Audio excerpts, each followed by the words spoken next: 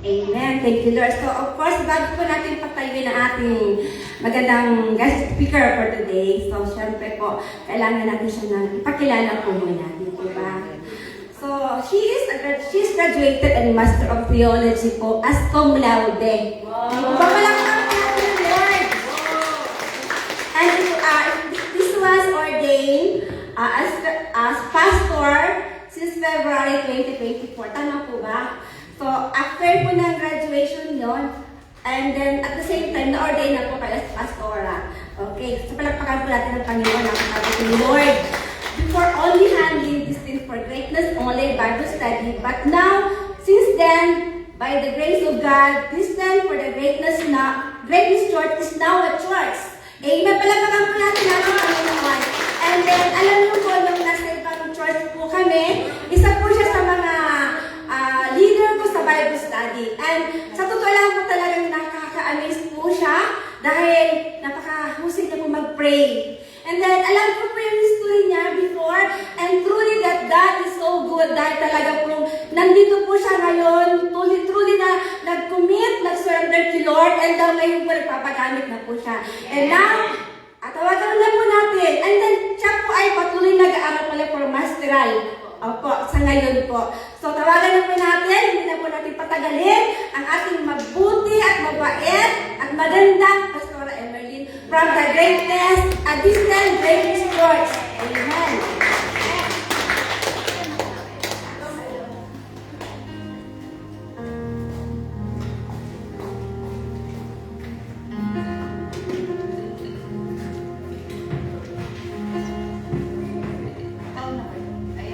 God is good. All the time. All the time. God is good. Ang Diyos ay mabuti. Salamat. Sa lahat ng panahon. Ang Diyos ay mabuti. Amen. Sige tayo po tayo lahat. Yes, Lord, we thank you, God, for this wonderful time na binigay mo sa amin para makapag-aral at makapagpasalamat, makapagburi sa iyo, Panginoon. At tunay nga po, God, na napakabuti mo sa bawat isa sa amin na nandito ngayon na Lord, this is not an accident na nandito kami, but this is your will, Panginoon, upang mas lalong lumalim pa yung pananampalataya namin sa iyo, Panginoon. And Lord, thank you, God, sa blessed church, Panginoon. Maraming salamat po. Pagpalain mo po ang bawat isa na nandito, O God. And Lord, ikaw po muna, Panginoon, sa aking ibabahagi na salita mo, O God. And Lord, let the words of my mouth and the meditation of my heart be pleasing to you, O God, my Lord and my Redeemer. In Jesus' name I pray. Amen. Ayun, ako lang tayo lahat. So, ito pala. Tama po ba ito? So, ayan. So, alam niyo ba, ang ibabahagi ko po ngayon is about yan nga po sa kanina, yung sa Hebrews 12:1. And una po sa lahat, nagpapasalamat ako kay Pastor JC for giving me the opportunity na tayo dito sa inyo, makapag-preach, makapagbahagi ko ng salita ni Lord. Talaga pong it's a great privilege po. Thank you sa inyo at sa buong-buo po ng Blessed Family. Amen. Yan. So sige, palakpakan natin si Lord. Yung pinakamalawang sa palakay. Sayan po, no? Sabi po dyan, therefore, since we are surrounded by such a great cloud of witnesses, let us throw off everything that hinders. So doon po sa sinasabi niya, let us throw off everything, dapat po itapon natin lahat kung ano yung mga nagtagiging balakid para sa ating pagpupuri, para sa ating paglilingkod sa ating Panginoon, para sa paggawa ng kabutihan. Sabi po yan, and let us run with perseverance. Ibig sabihin po, andun yung pagtsatsaga. Hindi lang po kapag may time tayo na mayroon tayong time kay Lord, hindi lang po kapag may time tayo na parang dahil okay tayo, gusto natin mag-serve kay Lord, hindi po. Every season of our life, in and out of season po, kailangan nagsaserve tayo sa ating Panginoon. Kailangan nandun yung fire natin na nagsaserve sa ating Panginoon. Di ba? Amen po ba yun? Amen. Amen. So, di ba sa isang sa isang atleta or sa isang mountain climber, kapag po yan umakyat sila sa bundok, kapag po sobrang dami ng dala-dala nila, hindi po sila yan makakaakyat sa pinakatuktok. Tama po ba? And alam niyo po, kailangan nilang i-unpack, kailangan nilang bawasan, kailangan yung importante lang talaga yung dadalhin nila. And ganun din po tayo mga Kristiyano. Alam niyo po ba na dahil hindi natin nire-release, dahil hindi natin binibigay kay Lord lahat, nagiging hindrance yun para hindi tayo magpatuloy sa Kanya. Nagiging hindrance yun para hindi tayo makapag-commit. Di po ba lahat naman po siguro dito committed na po ba kayo sa church? Amen. To God be all the glory. Yun. So, bago po natin, bago pa po ako magpatuloy, kailangan i-declare nga po natin ito sa buhay natin. 1, 2, 3, go. I am highly favored, greatly blessed, and deeply loved. Amen. Naniniwala po ba kayo? Amen. Diba yung favor ni Lord, araw-araw yan na nararanasan natin.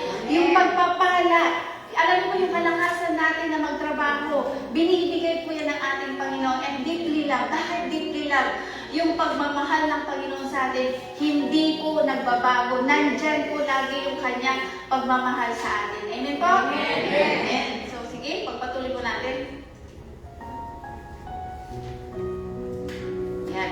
Yan po yung ating title, Drop the Weight to Grow. Amen po? Amen. Kailangan bitawan natin eh. Kailangan itapon natin yung mga hindrances para mag-grow tayo. Kasi kapag hindi po natin tinapon, hindi po talaga tayo makakapagpatuloy. Kaya kailangan yung bagahe mo dyan, bawasan mo. Yeah. Hindi lang bawasan, tanggalin mo lahat. Hallelujah!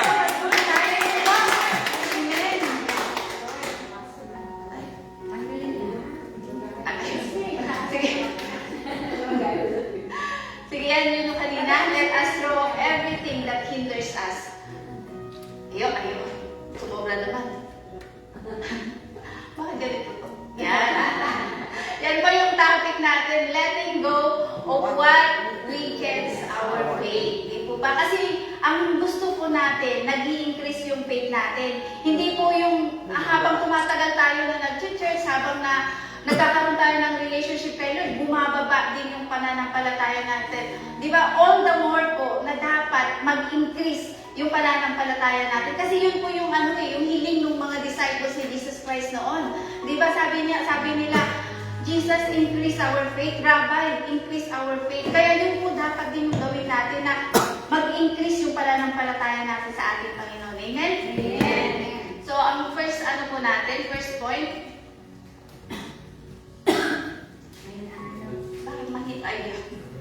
drop the weight of worry. Amen po? Sino po ang warrior dito? Wala na po. Wala na. Amen. Kung wala ng warrior. Kasi alam niyo po, hindi po tayo pinanganak na warrior.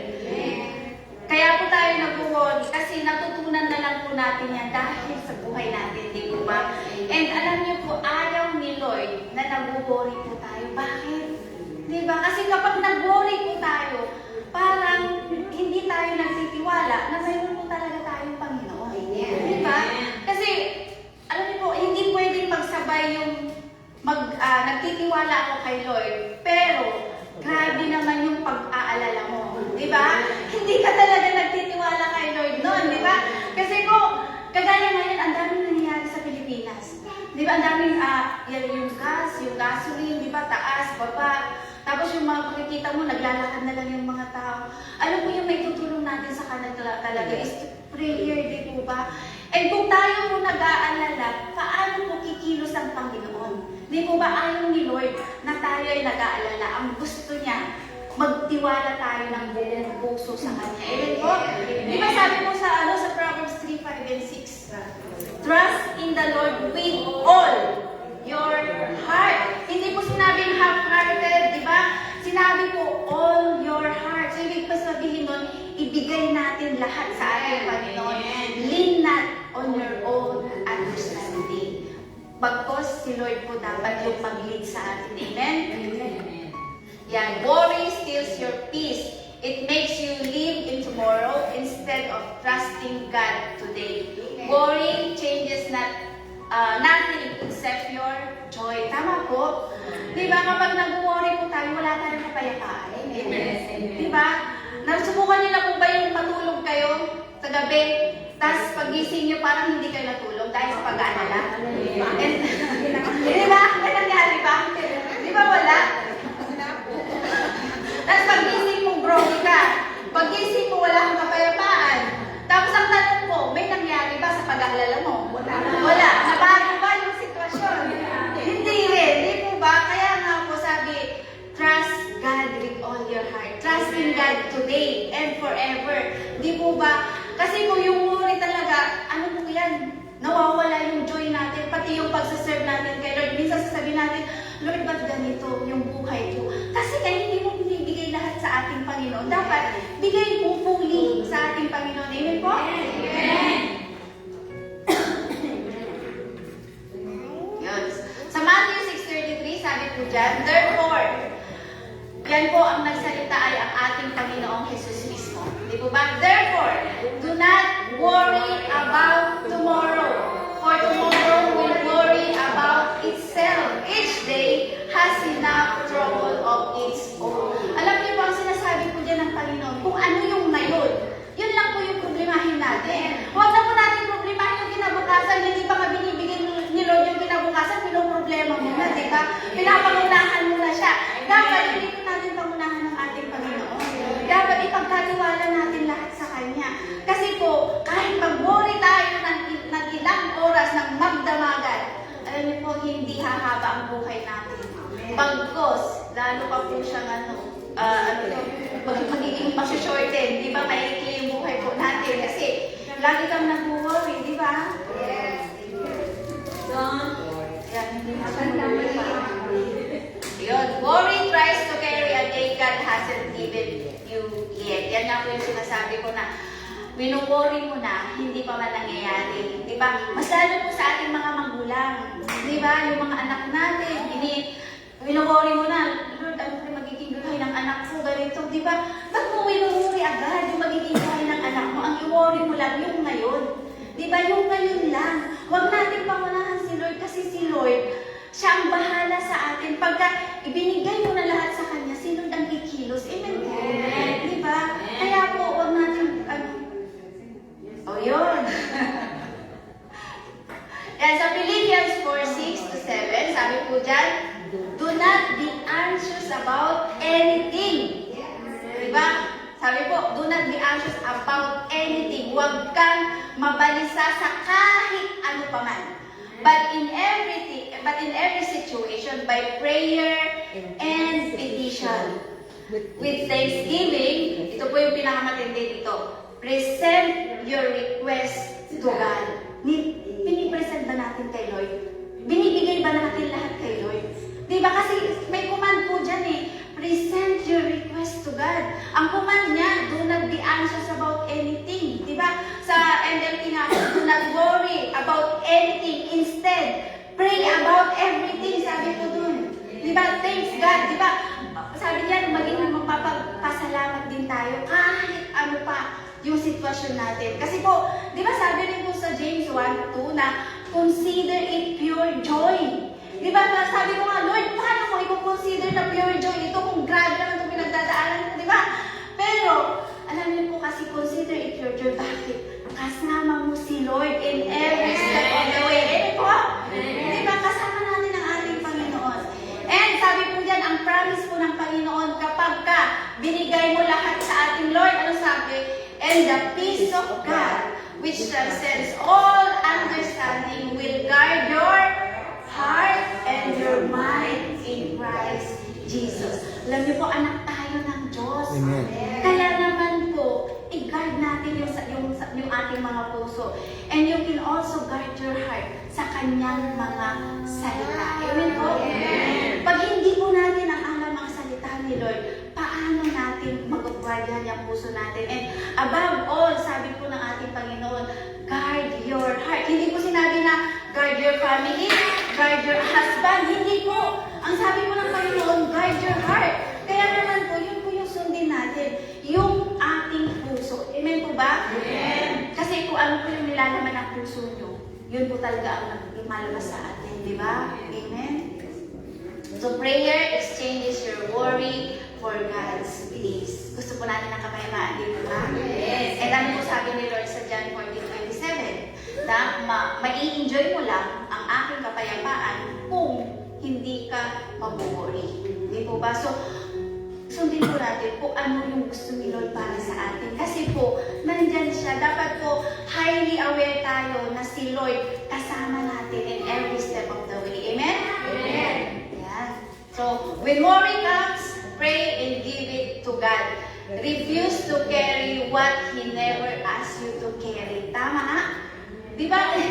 Mag-refuse po tayo. Kapag hindi naman sinasabi ni Lord na huwag na mag-worry ka dyan, huwag kang mag-worry. Di ba? Kasi po, tayo po lagi tayong nag-aalala. Pati nga mga babies, nag-aalala din yung mga yan. Mas lalo na pag wala silang, di ba, wala silang mga dede, wala silang mga meal. Di ba? Ayun na, nag-aalburuto na sila.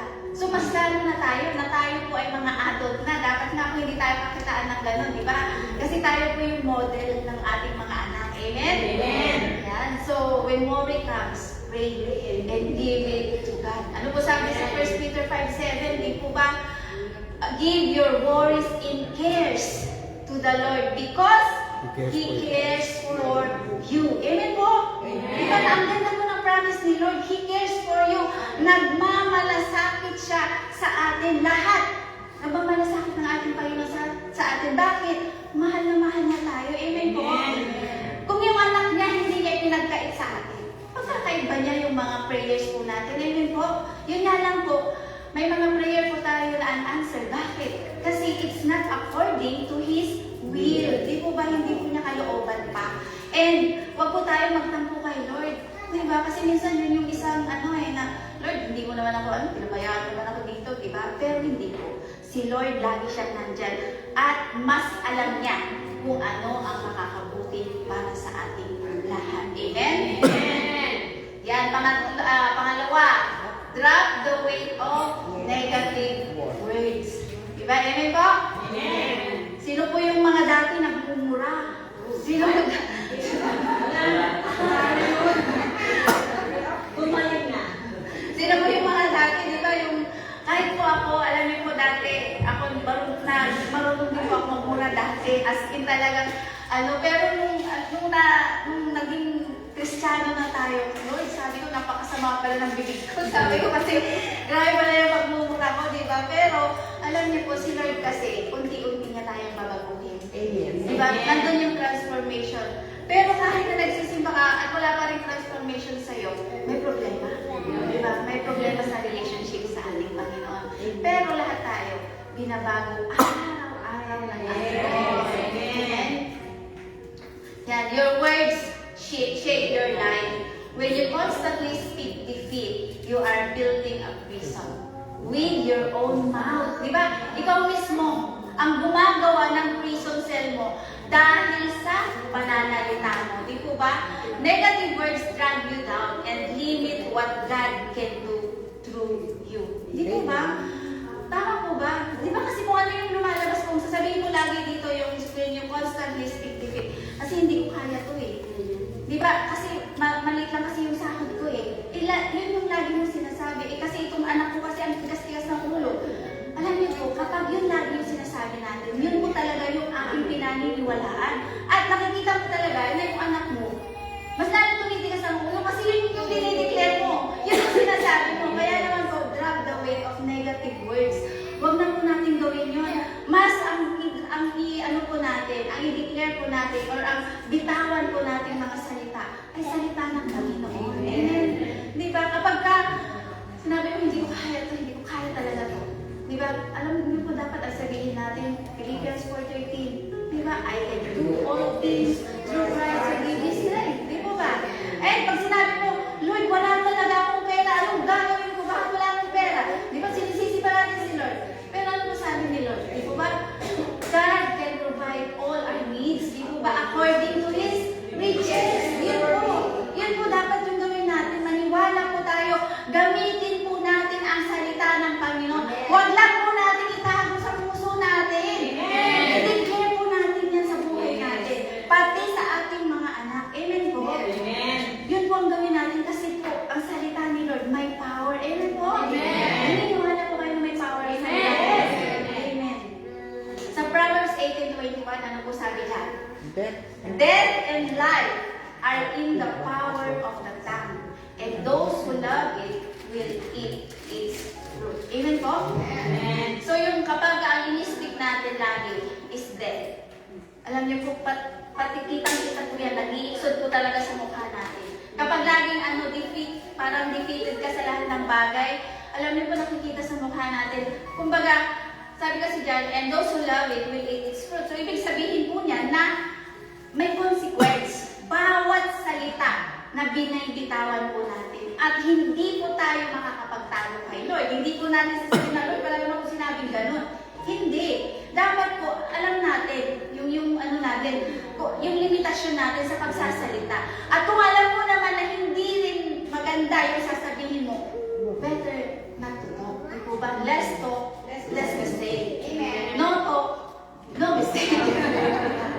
Di ba? Di ba kaya po wag po natin hayaan na, alam niyo po ba, yung tongue din po natin, alam niyo po, ginagamit natin to praise the Lord. Ginagamit natin to declare ng kabutihan. Di po ba? And then, siya rin po yung ginagamit natin to curse. Siya rin po yung ginagamit natin para magsalita ng mga defeated words. Di po ba? Kaya sabi po ni James, this should not be. Di ba sa James 3:10 po, dapat hindi natin gagawin na yung tongue natin ay para sa masama, kundi para sa mabuti lang. Amen po? Yan. Your words are seeds. You will harvest what you speak. Tama? Amen. Kaya kung ano yung sinalita natin, pag sinabi mo na, ay Lord, magpa-prosper ako dito, Panginoon. Believe it. Maniwala ka. Bakit? May posible ba kay Lord? Wala, di ba? Pag sinabi natin, Lord, help me, tulungan mo ako, Panginoon, na maging successful itong business ko. Tulungan mo ako, Panginoon, na maging maayos itong ministry ko. Dapat yun po yung sabihin natin. Kasi si Lord po, naririnig niya bawat sinasabi natin. Nasa mind pa lang natin, nasa puso pa lang natin. Pag in-speak mo, alam natin, Lord, yun eh. Di ba? God knows everything. Lahat po. Lahat tayo may natago kay Lord. Ganun po niya tayo kakilala. Di ba? Mas kilala pa po niya tayo kaysa sa sarili natin. Amen. Kagaya niya, kahit nakaupo kayo dyan, alam ni Lord yung iniisip niyo. Di ba? Alam niya rin pag ang iniisip niyo ay ang ganda ng pastoral to. Di ba?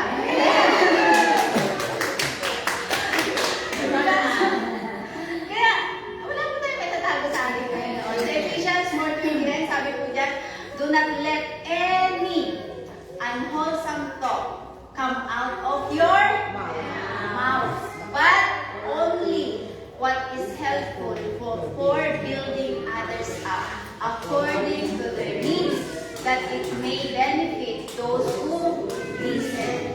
So dito po, wag na po tayo magsalita ng corruptible words, yung mga nakakasama, yung mga nakakasakit. Wag na po tayo mag-chismis. Amen po. Amen. Ang i-chismis po natin, salita ni Lord. Amen. Dapat po yun yung i-chismis natin, ang salita ng ating Panginoon. Wag na po natin ipag-chismis yung mga kapatiran natin. Wag na po natin ipag-chismis yung buhay ng iba. Alam niyo po, hindi po nalulugod ang ating Panginoon doon. Diba?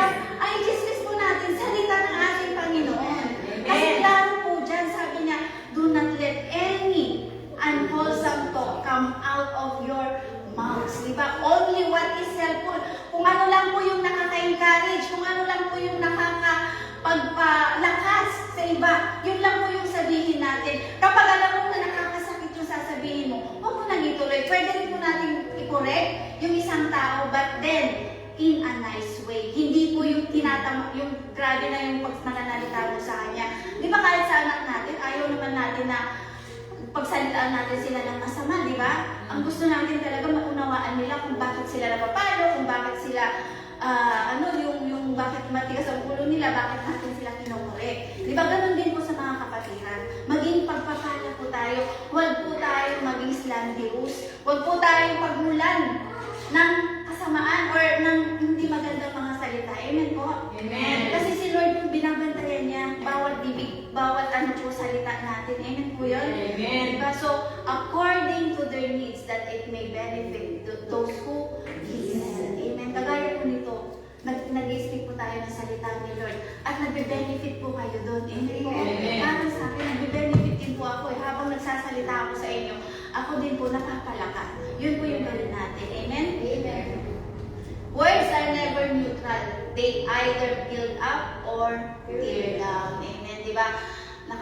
Pag hindi maganda ang salita, nakakasama po yan. Hindi mo alam, masama na pala yung loob ng katabi mo. Dahil may nakasasabi ang hindi maganda. Yung pala, nagtatampo na pala dahil may hindi ka magandang nasabi sa kanya, di ba? So, ang salita ko ni Lord, hindi po yan laging neutral. Di ba? It either build up or tear down. Di ba? So, mas maganda po na doon tayo sa build up. Amen po? Mas maganda po na nagpapalakas tayo, hindi yung tayo po yung humihila sa kanila. Pababa. Amen? Stop speaking against yourself. Say what God says about you, not what your feelings tell you. Kasi minsan sabi natin, kasi pakiramdam ko hindi ako magsa-successful dito eh. Pakiramdam ko kasi mahina ako dito eh. Pakiramdam ko kasi hindi ako makakapag-memorize ng verses eh. Yun yung sinasabi mo kasi eh. Kaya naman, hindi ka makapag-memorize tuloy. Di ba? Di ba? Kailangan ko, Lord, tulungan mo ako, Panginoon, na makapag-memorize ng iyong salita. Tulungan mo ako, Panginoon, na may sa puso ko ang iyong salita. Di mo ba? Huwag mo nating limitahan ang kayang gawin ng Panginoon sa atin. Di ba? We have an unlimited God. Di ba? Kaya naman po, start na tayo na mag-declare ng salita ng Panginoon. Start to memorize, start to meditate. Di po ba? Tayo po, alam niyo, gusto ni Lord lang sa atin kahit 5 minutes, 10 minutes, basta para sa Panginoon. Wala mo ng cellphone. So mga gaba, ano po na yung binubuksan? Ayun, di ba? Ibig naka-cellphone. Pagbuhin na po natin yun. Pag-gising po natin sa umaga, Lord, thank you, buhay pa ako. Amen. Lord, thank you, malakas pa ako. Amen. Di ba? Huwag mo na cellphone. Yan. Drop the weight of fear. Ito pa. Di ba? Itong yung takot. Di ba? Kasi marami po talaga hindi nakakapagpatuloy dahil sa takot. Alam niyo po, nung nag-umpisa po ako, ang sabi ko kay Lord, Lord, hindi ko kaya mag-lead. Yun po yung sabi ko kay Lord. Kasi, paano ko mag-lead? Ang hirap kaya nagdireklamo na ako kay Lord. Ang hirap kaya makisama sa mga iba't ibang ugali ng tao. Ganon! So, nakatingin po ako sa sarili ko. At nandun po yung takot na baka hindi ko kaya i-lead. Yun po yung naghihinder sa akin nung na, Lord, paano ba to? Ayaw ko, Lord, sabi kong ganon. Pero alam niyo po, sabi ko kay Lord, bigyan mo ako ng parang sign na ako po talaga ay tinawag mo. Diba? Yun po yung sabi ko kay Lord, and true enough, nagbigay po sa akin ng Panginoon ng sign, and alam niyo po yung Philippians 4:13, buhay na buhay po yan sa akin. Kasi sabi ko, bakit nga ba ako nakatingin sa sarili kong kakayahan, nakatingin sa takot ko? Eh, andyan naman si Lord, I can do all things through Christ who gives me strength. Amen? Yan. Fear paralyzes you. Kapag andun ang takot, it keeps you from stepping into what God is calling you to do. Kaya naman po sa inyo ngayon, kung may pagtawag sa inyo ng Panginoon, go na po. Amen po. Go na po tayo. Alam niyo, pag may magtawag si Lord kasi sa inyo, nandun yung kapayapaan. Eh, ang hinihintay lang ni Lord talaga is, sige na anak, gawin mo na to. Di ba, gagawin kita, tuturuan kita. Hindi naman po tayo dadalhin ni Lord sa isang lugar na hindi siya kasama. Tama po? Andun po pa rin si Lord. Diba? Fear is a weight that makes you shrink back. Kaya nga po, nag-move back tayo. Imbis na pasulong tayo, hindi, Lord, takot na ako. Ang daming problema. Diba? Pero hindi po, ayaw po ni Lord na gano'n. No turning back. Kasi kasama mo ang ating Panginoon. When God wants you to move forward, kailangan po move forward ka lang lagi. Kahit may mga struggles, kahit may mga obstacles pa yan, alam niyo po si Lord, nandyan siya palagi para sa atin. Amen? Amen. Dapat yun po yung natin, mas ma-picture natin kung gaano tayo ginagabayan ng ating Panginoon. Amen? Amen. Yeah, so 1 Timothy 1:7, sabi po dyan, for God has not given us a spirit of fear, but of power and of love and of a sound mind. mind. Amen? So si Lord po, hindi galing sa Kanya yung mga takot na nararamdaman natin.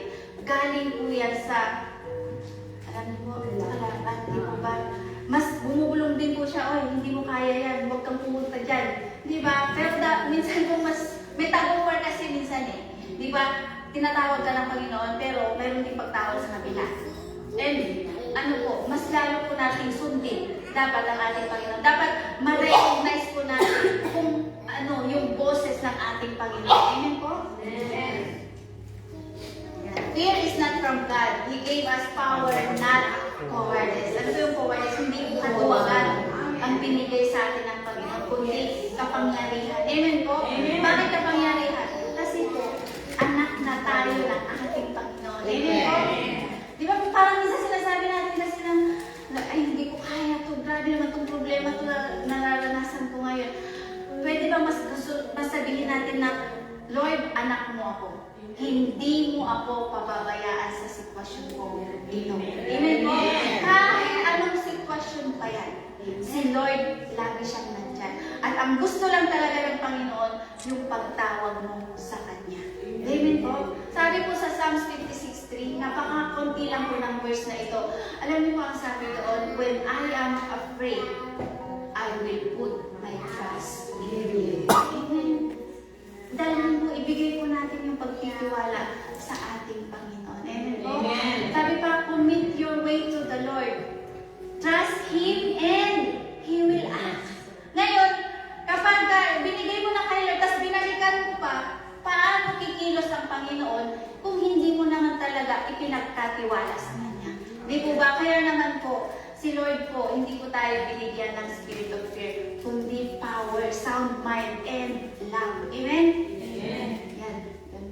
Nasobrang tabi. Yan sa Isaiah 41:10, sabi po dyan, napaka-clear po niyan.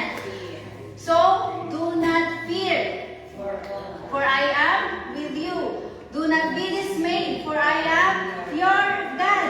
I will strengthen you and help you.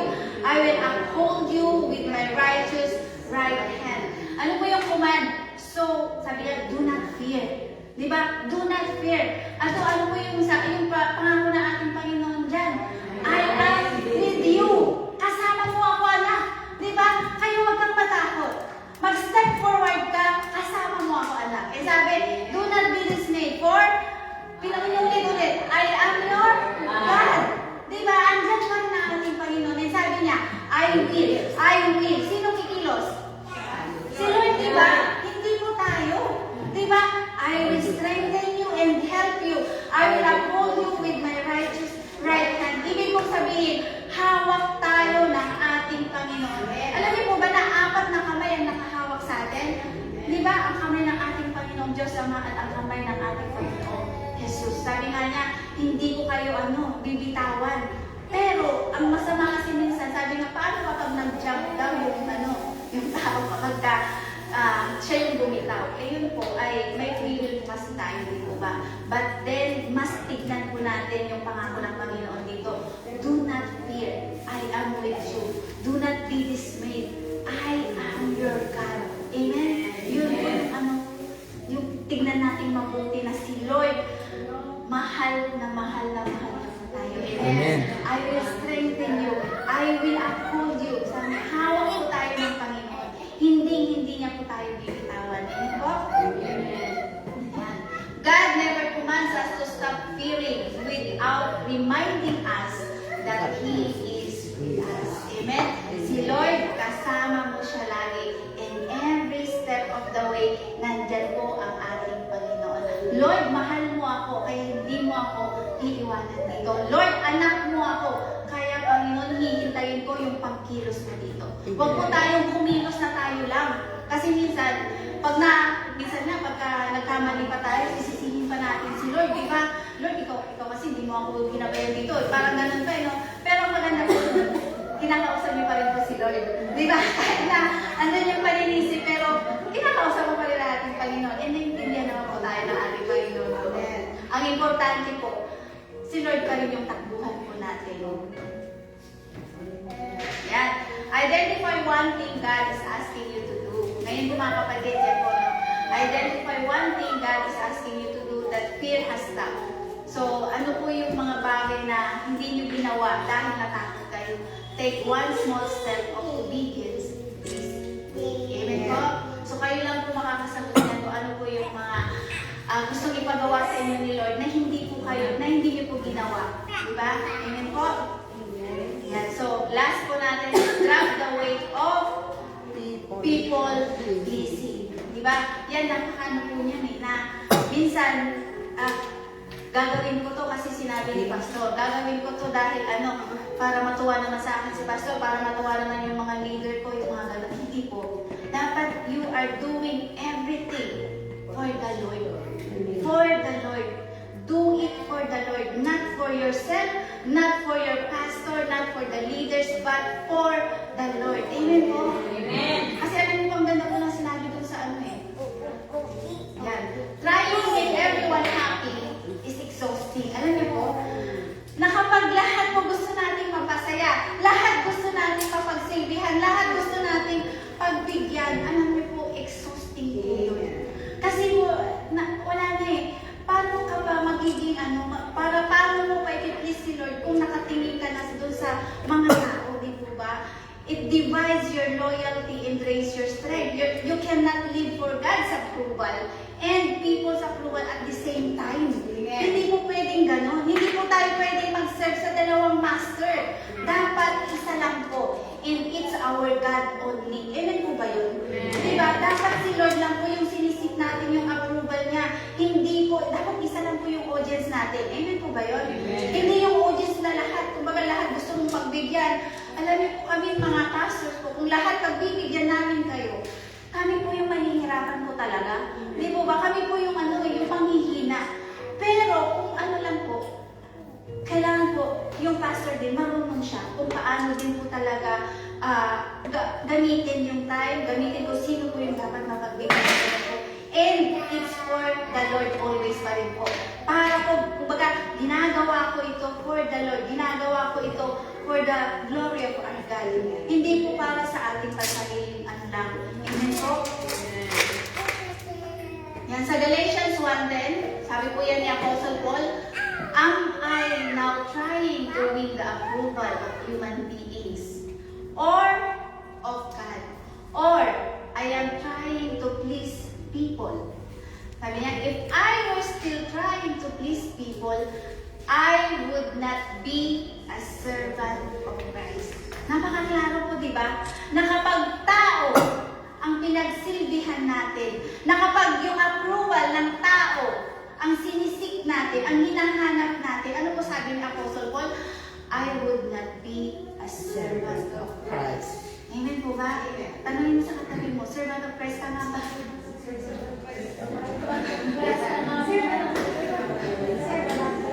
Diba? So, diba? Kaya, ano na po natin, pagka po, mas tingnan po natin na tayo po ay servant of God. Hindi lang po tayo servant, anak po tayo ng ating Panginoon. Amen po, di ba? Sabi niya, if I were still trying to please people, I would not be a servant of God. Sabi po yan ni Apostle Paul. Napakaganda po ng sinabi ni Apostle Paul. Tanong niya po yan sa sarili niya, am I now trying to win the approval of men? Di ba, of human beings? Or am I, or of God? Di ba? Sabi niya, tanong niya po yun eh. So, if I am trying to please people, di ba? Sabi niya po dyan, I would not be a servant of God. And tayo pong lahat, anak tayo, servant tayo ng ating Panginoon. Tayo po ay ambassadors, representative ng salita ng ating Panginoon. Kaya naman po, maging pagpapala po tayo sa ating kapwa. Amen? Amen. Yan. We cannot serve Christ and chase human approval at the same time. Hindi po talaga pwede yun. Mapapagod po tayo. Kapag lagi natin sasabihin na, kasi baka may masabi sila sa akin, kasi baka hindi tama yung sasabihin ko, kasi baka ganito. Alam niyo po, mayroon tayong laging gano'n. Hindi po tayo makakapag-move forward. Dapat po, lagi natin tatandaan na si Lord dapat yung piniplease natin. Si Lord ang nag-iisang audience natin. Kahit sa pagtayo mo dyan, pagka nag-umakanta ka, hindi yung tao eh. Ang Lord for you, para sa iyo po, Panginoon. Yun po yung isipin natin. Hindi yung, andito ka, tapos, baka sinturado ako, baka ganito ako. Hindi. Basta pagtayo mo lang dyan sa harap na yan, pagtayo po natin dito, it's for you, Lord. Sa'yo lang, Panginoon. Ikaw ang maitaas sa buhay ko. Ikaw yung makita, Panginoon, hindi ako. Amen. Amen. Sa Proverbs 29:25, hearing people is dangerous crap. Diba? Ang ganda nga po ng salita ng Panginoon kasi nandyan na po, talagang tinuturuan po talaga tayo ng ating Lord. Diba?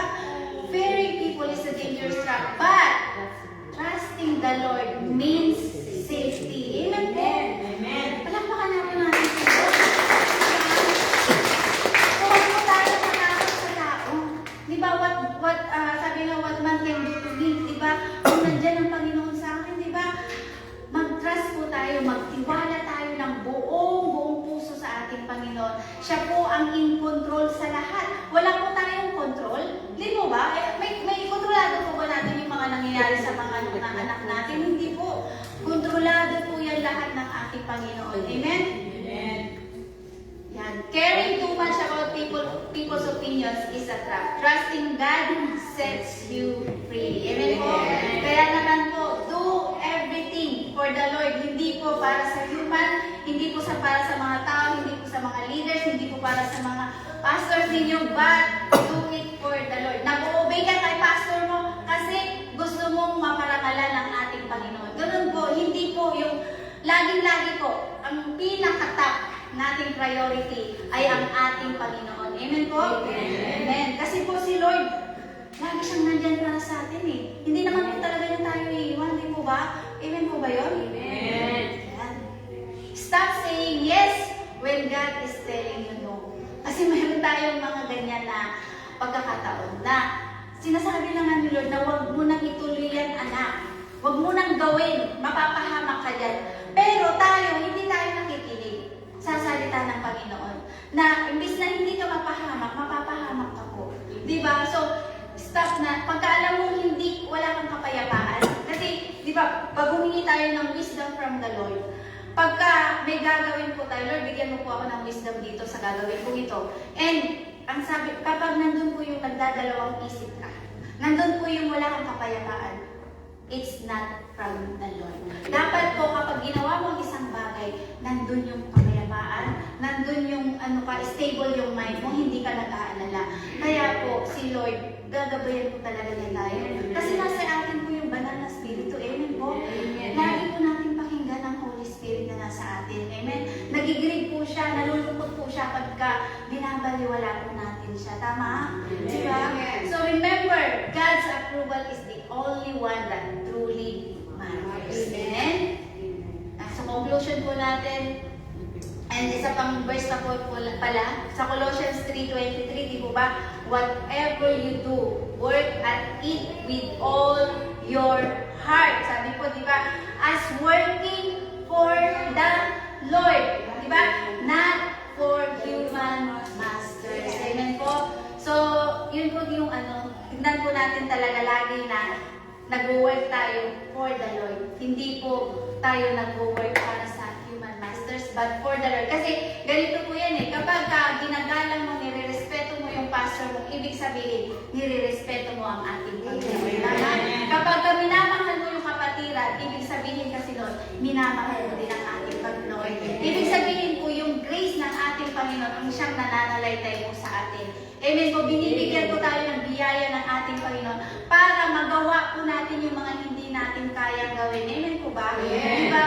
Ganun po katindi yung biyaya ni Lord na nanggagaling po sa Kanya para sa atin. And we are living, diba, sa favor ng ating Panginoon. Kaya naman po, huwag po natin sayangin yung pagkakataon na makapagbahagi, na makapagpalakas ng mga kapatiran po natin, pati ng mga anak natin. Ituro po natin ang salita ng ating Panginoon. So, ang conclusion po natin, if you want to grow, you must track the way. Amen po? Amen. Amen.